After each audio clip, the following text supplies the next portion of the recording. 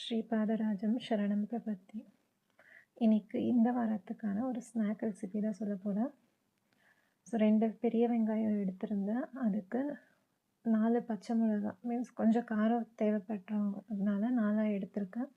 அது கூட கொஞ்சமாக பூண்டு, இஞ்சி அரைச்சிட்டு அதை இந்த ஸ்லைஸாக கட் பண்ணியிருந்த வெங்காயத்தோடு நல்லா பிசைஞ்சுக்கிட்டேன். அதுக்கப்புறமா 1.5 table spoon rava, 1.5 table spoon அரிசி மாவு. அந்த அரிசி மாவும் ரவா வந்து கிறிஸ்பினஸ் ஆட் பண்ணும், அதனால் அதை போட்டிருந்தேன். ஸோ அது கூட கொஞ்சம் இதெல்லாம் நல்லா பிசைஞ்சுக்கணும். இதில் நான் நிறைய தண்ணியெல்லாம் எதுவும் ஆட் பண்ண மாட்டோம், நம்ம போண்டா பஜ்ஜிக்கெல்லாம் போடுற மாதிரி. இதை நல்லா மிக்ஸ் ஆன பிறகு கடலை மாவு அதை கூட ஆட் பண்ணிக்கணும்.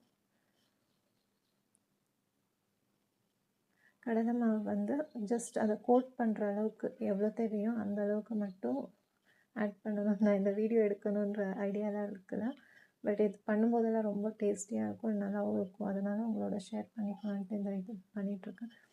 நம்ம பிசையும் போது அந்த வெங்காயத்தில் இருக்கிற அந்த தண்ணியே வந்து அதுக்கு தேவையான கன்சிஸ்டன்சியில் அது ஃபார்ம் ஆகிருக்கும். நல்லா போட்டு மிக்ஸ் பண்ணிகிட்டே இருக்கணும் கொஞ்சம் நேரத்துக்கு. நீங்கள் இந்த மாதிரி மிக்ஸ் பண்ணுற டைமுக்குள்ளே எண்ணெயை கொஞ்சமாக லைட்டாக இப்போ தண்ணி மட்டும் தூவிருக்கேன். ஸோ இந்த மாதிரி கொஞ்சம் நேரம் நீங்கள் அதை நல்லா இப்படி பிசைஞ்சு கொடுத்துட்டே இருந்தீங்கன்னா அதில் இருக்கிற தண்ணியே வரும். ஸோ இந்த நம்ம கலந்து மிக்ஸ் பண்ணுறதுக்குள்ளே எண்ணெயும் காஞ்சிருக்கும்.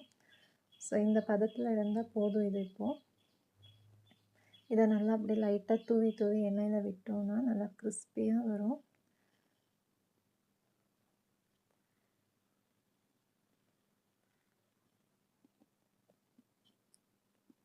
ஸோ ஒரு கையில் ஃபோனையும் ஒரு கையில் மாவையும் வச்சுருக்கேன், அப்படியே காமிச்சிட்ருக்கேன்.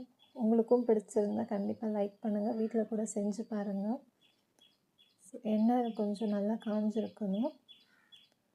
காஞ்ச உடனே இப்படி லைட்டாக தூவி விடுங்க. ஏன்னா எண்ணெய் காஞ்சிருக்கா இல்லையான்னு மட்டும்தான் இப்போ போட்டு பார்க்குறேன். ஸோ நல்லா காஞ்சிருந்ததுனால இப்படி லைட்டாக தூவி விட்டிங்கன்னா அதுவே அந்த வெங்காயத்தோட கிறிஸ்பினஸ் நல்லாயிருக்கும்.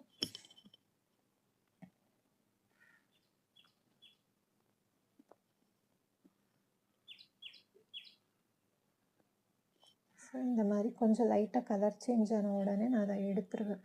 மறுபடியும் இன்னொரு ரவுண்ட் இதே மாதிரி போட்டு அதை பொரித்து எடுத்துட்டு 2யும் ஹாஃப் பாயில் ஆன பிறகு மறுபடியும் செகண்ட் டைம் பொரிக்கும் போது அதோட கிறிஸ்பினஸ் நல்லாயிருக்கும். அது நல்லாவும் இது செகண்ட் டைம் போட்டது.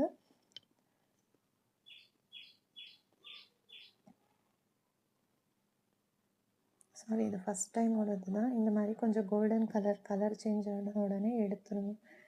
எடுத்த பிறகு மறுபடியும் இன்னொரு ரவுண்ட் போட்டுட்டு இது கொஞ்சம் கோல்டு ஃப்ரையாக இருக்குது இல்லையா, இந்த டைமில் இப்போ நம்ம ஃபஸ்ட்டு எடுத்ததையும் சேர்த்து போட்டுட்டோன்னா டபுள் ரோஸ்ட் ஆகும். டபுள் ரோஸ்ட் பண்ணும்போது எப்போவுமே ரொம்ப கிறிஸ்பினஸ் அதிகமாக இருக்கும்.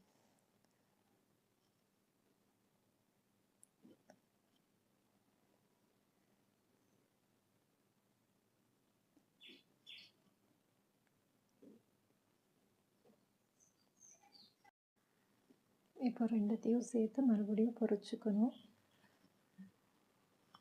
ஸோ நல்லா டீப் கோல்டன் ஃப்ரை ஆனால் இந்த மாதிரி இருக்கும், நல்லா கிறிஸ்பியாக டேஸ்டியாக. தேங்க்ஸ் ஃபார் வாட்சிங்.